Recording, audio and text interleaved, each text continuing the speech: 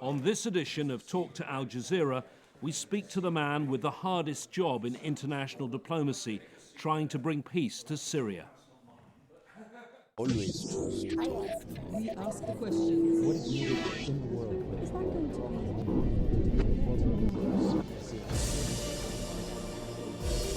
With negotiations due to start again in the coming days, Special Envoy Staffan de Mistura talks to us about the prospects for peace, and with some now calling for a federal structure for Syria, he talks about his vision for the country. 5 years, no one would have ever imagined this conflict would have gone there. But perhaps now we have a chance to try to put an end to it. The war in Syria will, in a few days' time, be 5 years old. It's so dangerous in the country that no one is counting the dead, but it's estimated about 300,000 people have been killed. Diplomatic efforts started early on, with the UN choosing its own former Secretary-General Kofi Annan for the lead role of Special Envoy. He called for a ceasefire and sent UN monitors into Syria to verify it. But within days, the ceasefire existed only in name. Mr. Annan then called an international meeting in Geneva and produced a plan for a transitional government to be decided both by the Assad regime and the opposition. Veteran diplomat Lakhdar Brahimi then took over as the death toll in the country continued to rise. He started a new effort to get the two main sides around the negotiating table. 2 years ago, at the beginning of 2014, against the odds, he got them to Geneva.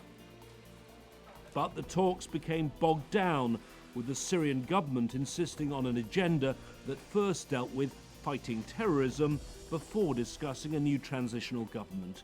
Mr. Brahimi admitted defeat. I'm very, very sorry, and I apologize to the Syrian people that their hopes, which were very, very high that something will happen here. I think that the little that has been achieved in Homs gave them even more hope that maybe this is the beginning of the coming out of this horrible crisis. He said he had offered a compromise agenda to keep the talks on track and made it quite clear which side had objected to it. Unfortunately, the government have refused, which raises the suspicion of the opposition that, in fact, the government doesn't want to discuss the TGB at all. As a new envoy, Italian-Swedish diplomat Staffan de Mistura took over, things in Syria grew more complicated and more dangerous. ISIL took over vast swathes of territory in Syria and in Iraq, and the refugee crisis spread, with those fleeing the violence in Syria joining those escaping other conflicts, with record numbers making it by sea to Europe. With all this seriously concentrating minds, a new approach was tried. All of the key international and regional players, including for the first time Iran, coming together in Vienna. The talks they agreed on started again here in Geneva this February. Mr. Mistura met with the Syrian government, and then days later a separate meeting with the opposition. But it was events inside Syria that caused the process to collapse, an intensified military bombardment by the Syrian government and by Russia, a country that's supposed to be one of the main sponsors of the talks process. I've therefore taken this decision to bring a temporary pause. This is not the end, and it's not the failure of the talks. You said nothing about the military escalation by the Syrian government and the Russian bombardment. Haven't they basically bombed your talks? I am not referring to military activities. His efforts needed another meeting of the international guarantors of the process, who called for a cessation of hostilities, which has now lasted 2 weeks, and a new effort to get food and medicine to besieged communities. It's been partially successful. So, with the new talks due to start in the coming days, we meet Mr. de Mistura in his office as he prepares for a momentous week. Special Envoy Staffan de Mistura, thank you for talking to Al Jazeera. Can I start by asking you about a comment you made some time ago? You said finding peace in Syria was almost mission impossible. As we stand now, what do you think are the chances of peace? Higher, certainly higher than ever before, for three reasons. The first one, we do have a momentum, and we can see it, and the Syrian people are detecting it themselves. You can ask them and they will tell you that, both on the humanitarian side, not enough, but momentum, and then on the cessation of hostilities, a reduction of violence, not enough, but moving in that direction. Think about what it used to be 3 weeks ago. The second reason is we do have something that both Kofi Annan and Lakhdar Brahimi, who tried very hard and could not have at that moment, some unity at the Security Council. And three, we're having what we call a contact group, the so-called Vienna group. 18 countries, from Saudi Arabia to Iran, from Qatar to Turkey, from US to Russia, sitting in the same room and in theory, and so far quite a lot in practice, discussing how to get a political solution, not a military solution in Syria. All that is potentially good news. Doesn't mean a solution, but potentially is in the right direction. Everyone knows, though, how hard your job is. You got both sides here in February, and then you had to call off the talks because of that increased bombardment by the Syrian government and the Russians. Then we had a meeting in Munich. The deal in Munich, you said, was a test. Has that test been passed, particularly on those besieged communities by the Syrian government? The first test was actually whether interrupting, suspending the talks would actually produce what we really hoped. In other words, a message to the Syrian people about how serious the talks would be if and when we would see a reduction of the violence and increase the humanitarian aid. So the first test was whether Munich would deliver that. It did. Otherwise, we would have not had the two task forces. Now, in concrete, we can say that when we started talks in earnest, in other words, the substantive talks on the 14th, we will have some preparatory meetings before that. We will be able to at least tell everyone this is happening. Therefore, one is not enough and we need to push further. And two, now we can concentrate on the real agenda. What is it? The political process. What is that? Well, it is a new governance. That's a very carefully chosen word in Vienna to include something completely different in terms of what we're having at the moment. Second, a new constitution, not the old approach. And three, new elections with UN supervision. Let me ask you about your carefully chosen words, and I'm going to go back, you might guess I'm going to go back to 2012, to the Geneva Communique, a transitional governing body with full executive powers by mutual consent. Are you still striving for that? Because you know the opposition will never give mutual consent to President Assad staying as the president of Syria. You see, no one, and that's been, I think, quite a progress, frankly, no one has been putting in doubt the crucial umbrella, fundamental principle of the Geneva Communique. It used to be questioned, is not anymore. What has been happening... So you stick to that entire phrasing? The Geneva Communique is the Bible of what we are aiming at. It was agreed by Russia as well, not only by many other countries.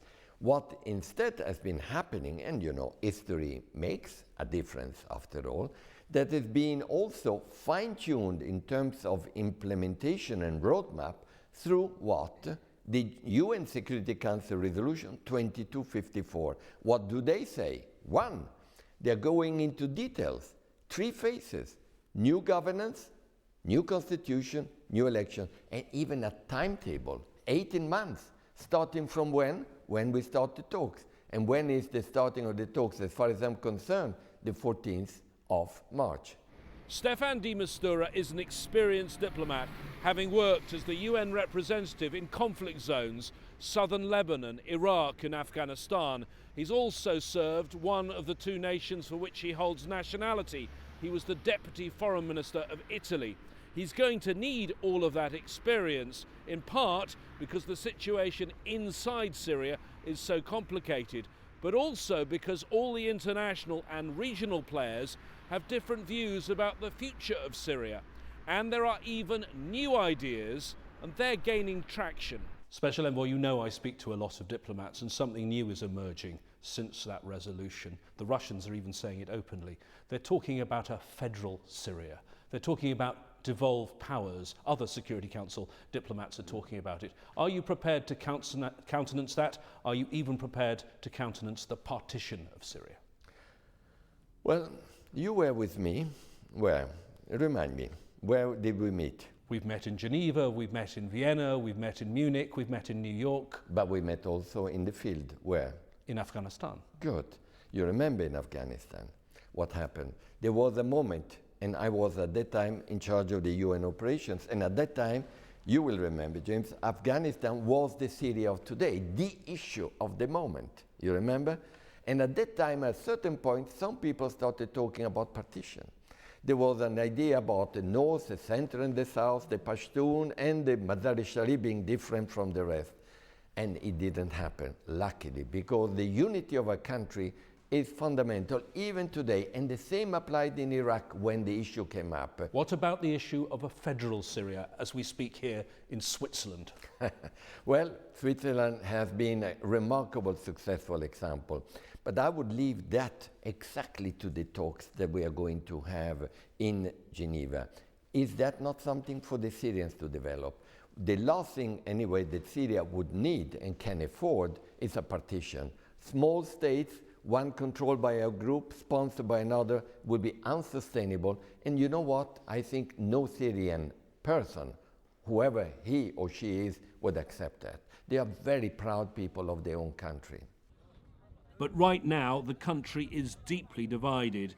The ongoing violence and multiple front lines make delivering aid incredibly difficult.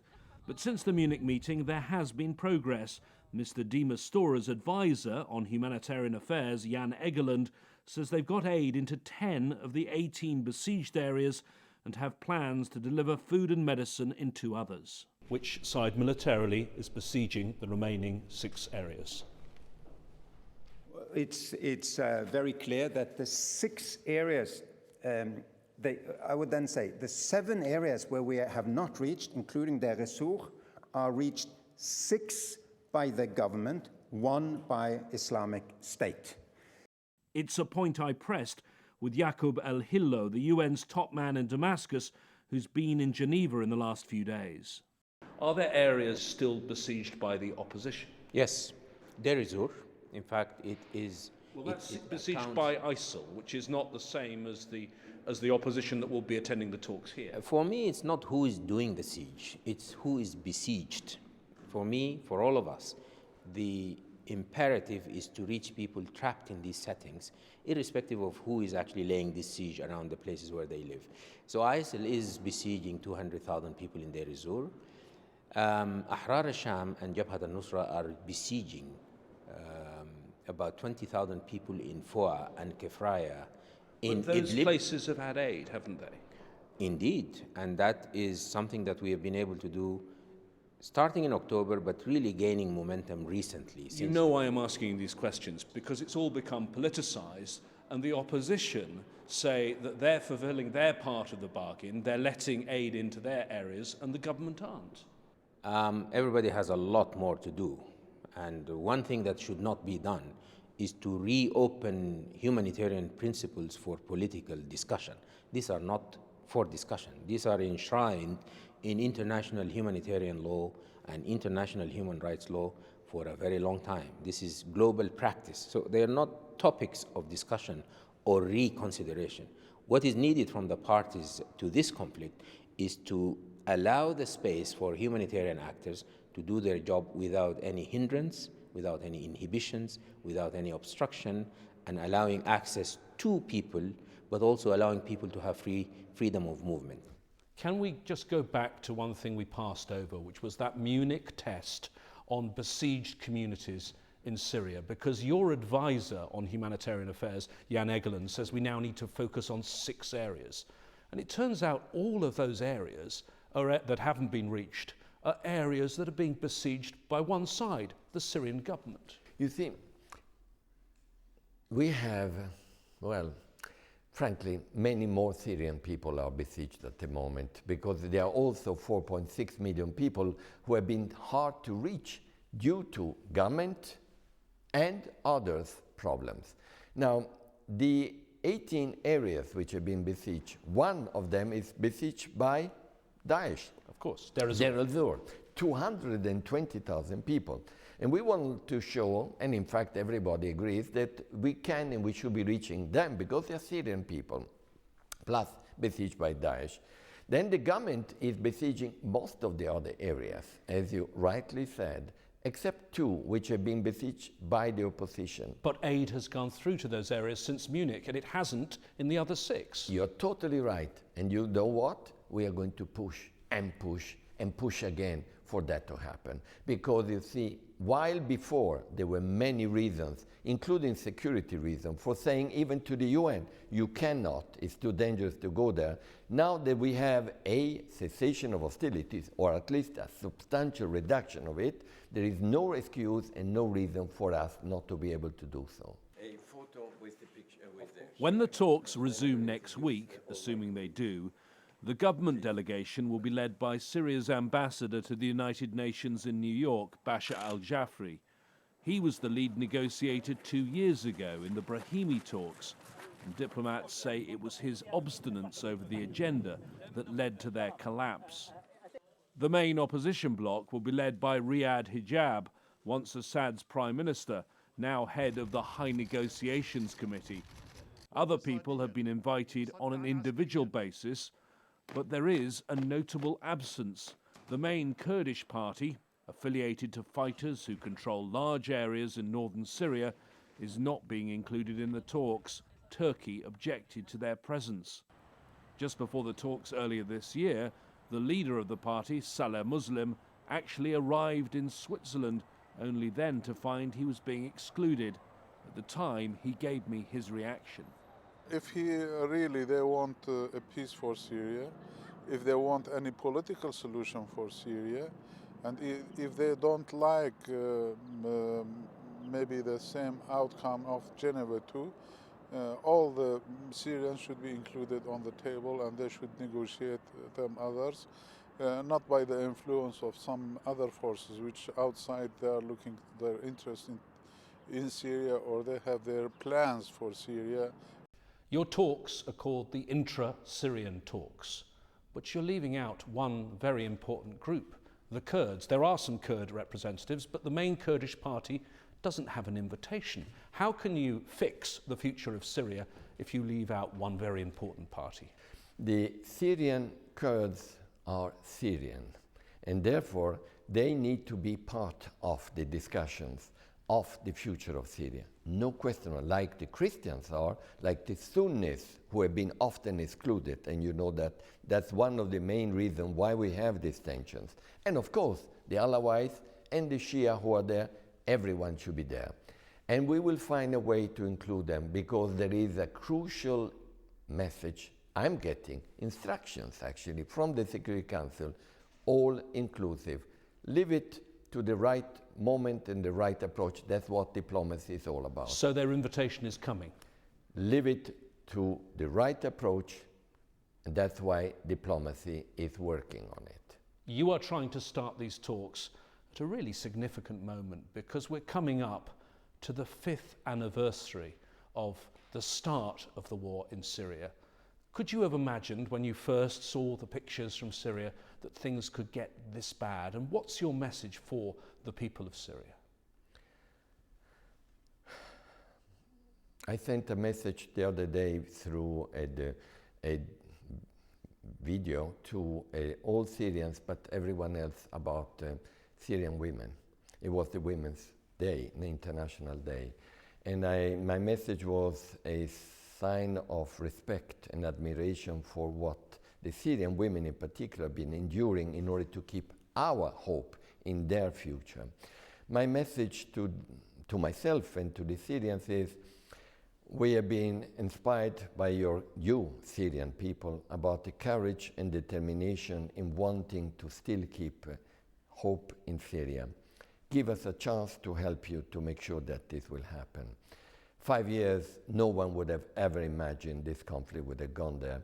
But perhaps now we have a chance to try to put an end to it. But of course, they've seen the failure of Dr. Brahimi's efforts in Geneva 2 years ago. They saw the collapse in February. If it doesn't work this time, what is the plan B? Well, the plan B, as far as we can see, is just a continuation of a horrible conflict which will go on and on and on. And you know who will be the only victims? The Syrian people.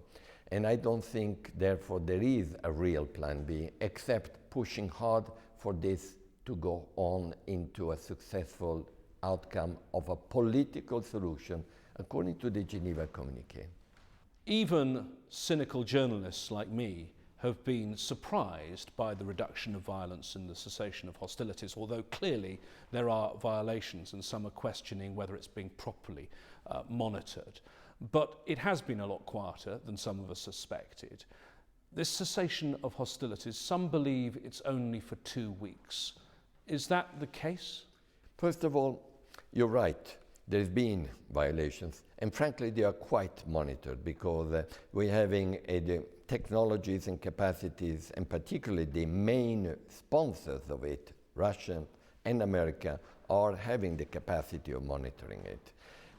The issue is whether incidents exist or not. But the reality is whether the incident is contained, whether the incident becomes an epidemic and breaks down the ceasefire. And so far, the cessation of hostilities, we call it, so far, I think they have been succeeding in controlling it. Now, regarding the timing, I know that the dates of 2 weeks or 3 weeks have been mentioned. My understanding that the agreement which took place between Kerry and Lavrov was open-ended. And I think it makes a lot of sense. In other words, not 2 weeks or 3 weeks, as long as we can, because that's what the Syrians need, and B, as long as we can in maintaining it so that we help the political process to take off based on a credible atmosphere. Do you not face a danger, though, as you delay these talks, and they're taking a bit longer than planned, that there could be a very bad incident that could derail the whole cessation, and this moment that you have could be lost? Of course. You see, in every ceasefire or cessation, I've been involved. 45 years, 19 wars, I've always seen an attempt by spoilers to actually produce a distraction of that and perhaps influencing negatively any type of political solution. We will have to show our cold nerves in managing that, and particularly those who are involved in maintaining the ceasefire or the cessation of hostilities will have to take that into account and control it. I believe can be done. But what is your message to the parties, the main parties, the two main parties, as they consider and delay whether to join these talks, given that danger? That the talks need to take place. The Syrian people are starting seeing what does it mean not having the conflict that they've been living with. They are expecting the parties to talk seriously about what the future of Syria can look like. Special Envoy Staffan de Mistura, thank you for talking to Al Jazeera. Thank you.